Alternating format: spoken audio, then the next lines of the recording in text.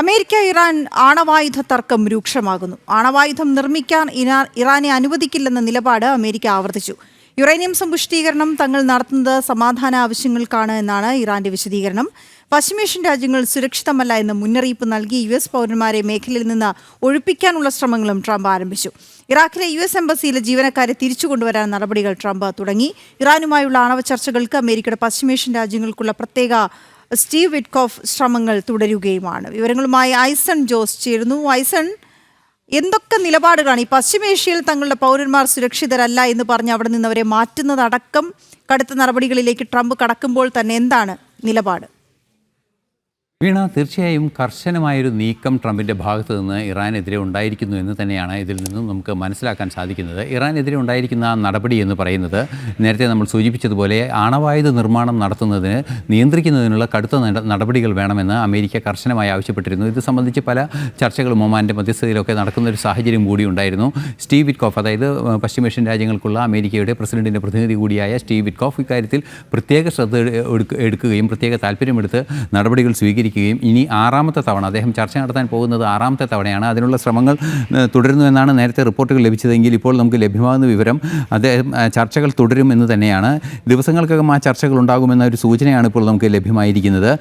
അധികം വൈകാതെ മസ്കറ്റിൽ വെച്ച് അബ്ബാസ് അറാഖ്ജിയുമായി സ്റ്റീവ് വിറ്റ്കോഫ് കൂടിക്കാഴ്ച നടത്തുമെന്നും അറിയാൻ സാധിക്കുന്നുണ്ട്. ഈ ഒരു പശ്ചാത്തലത്തിലാണ് ഇറാൻ്റെ ആണവ പരീക്ഷണം നിർത്തിവെക്കേണ്ടത് സംബന്ധിച്ച് ഒരു അന്ത്യശാസനത്തിന് സമാനമായ നീക്കത്തിലേക്ക് ട്രംപ് കടക്കുന്നുവെന്ന് മനസ്സിലാക്കാൻ സാധിക്കുന്നത്.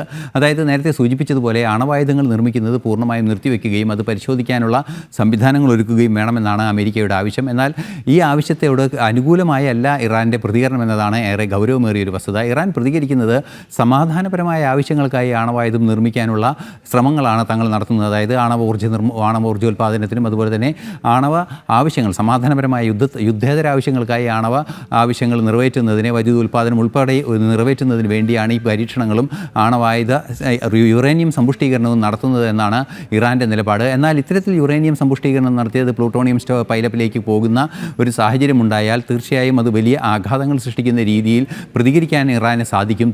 നമുക്കറിയാവുന്നതാണ്, ഹൂതി വിമതരാകട്ടെ, അതുപോലെ തന്നെ യമനിലെ ഹൂതി വിമതരാകട്ടെ, ഹമാസ് ആകട്ടെ, അതുപോലെ തന്നെ ഹിസ്ബുള്ള ആകട്ടെ, ഇവരെയെല്ലാം തന്നെ പിന്തുണയ്ക്കുന്നത് ഇറാനാണ്. ഇറാൻ്റെ കയ്യിൽ ഇത്തരത്തിലൊരു ശക്തമായ ആണവായുധം കുന്നുകൂടുന്ന സാഹചര്യമുണ്ടായാൽ ഏതെങ്കിലും തരത്തിലുള്ള നീക്കം ഹമാസിനെതിരെയും അതുപോലെ തന്നെ ഹിസ്ബുള്ള ഉൾപ്പെടെയുള്ള ഭീകര സംഘടനകൾക്കെതിരെ, പശ്ചിമേഷ്യയിലെ ഭീകര സംഘടനകൾക്കെതിരെ തുടരുകയാണെങ്കിൽ ഇറാൻ ആണവായുധം പ്രയോഗിക്കാനുള്ളൊരു സാധ്യതയുണ്ടെന്ന് മുൻകൂട്ടി കണ്ടാണ് ആണവ ആയുധവൽക്കരണത്തിൻ്റെ അല്ലെങ്കിൽ ആണവായുധ നിർമ്മാണത്തിനെ തടയുന്നതിനുള്ള നടപടികളിലേക്ക് അന്താരാഷ്ട്ര സഖ്യവും പ്രത്യേകിച്ച് അമേരിക്കയും പ്രത്യേക നീക്കം നടത്തുകയും ചെയ്യുന്നത്. ഈ ഒരു സാഹചര്യത്തിലാണ് ആണവായുധം നിർമ്മിക്കുന്നത് സംബന്ധിച്ച് ഒരു ആശങ്ക നിലനിന്ന ഒരു സാഹചര്യത്തിലാണ് ഇത്തരത്തിൽ കർശന നടപടികളിലേക്ക് നീങ്ങാൻ ഒരുങ്ങുന്നതെന്നാണ് മനസ്സിലാക്കാൻ സാധിക്കുന്നത്. ഇത് മുൻകൂട്ടി കണ്ടാണ് നേരത്തെ വീണ സൂചിപ്പിച്ചതുപോലെ പശ്ചിമേഷ്യയിലെ അമേരിക്കൻ പൗരന്മാരെ തിരിച്ചു കൊണ്ടുവരുന്നതിനുള്ള നീക്കങ്ങൾ ആരംഭിച്ചതും ഇറാഖിലെ അമേരിക്കൻ എംബസിയിലെ ഒരു വിഭാഗം ജീവനക്കാരെ മാറ്റുന്നത് ഉൾപ്പെടെയുള്ള നടപടികൾ സ്വീകരിക്കുകയും നമുക്ക് ദൃശ്യങ്ങളിലെല്ലാം തന്നെ പല വിവരങ്ങളും ലഭ്യമാകുന്നതനുസരിച്ച് ഇറാഖിലെ എംബസിക്ക് മുകളിൽ കൃത്യമായും US സേനയുടെ ഹെലികോപ്റ്ററുകൾ നിരീക്ഷണം നടത്തിക്കൊണ്ടിരിക്കുന്ന ഒരു സാഹചര്യം, ഒരു സുരക്ഷാ നിരീക്ഷണം നടത്തുന്ന ഒരു സാഹചര്യം പോലുമുണ്ട്.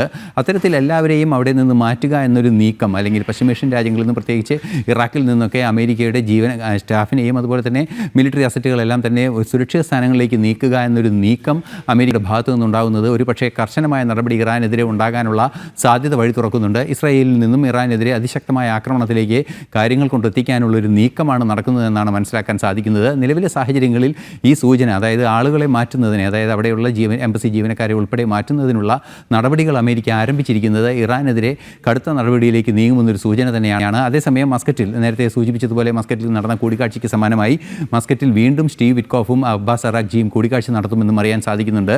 ഒരു പിരിമുറുക്കത്തിൻ്റെ ദിവസങ്ങളാണ് പശ്ചിമേഷ്യയിലും അതുപോലെ തന്നെ ഇറാനുമായുള്ള വിഷയങ്ങളിലും അമേരിക്ക കടന്നു പോകുന്നത് എന്നത് ഒരു വസ്തുതയായി മുന്നിൽ നിൽക്കുന്നു എന്നതാണ് യാഥാർത്ഥ്യം.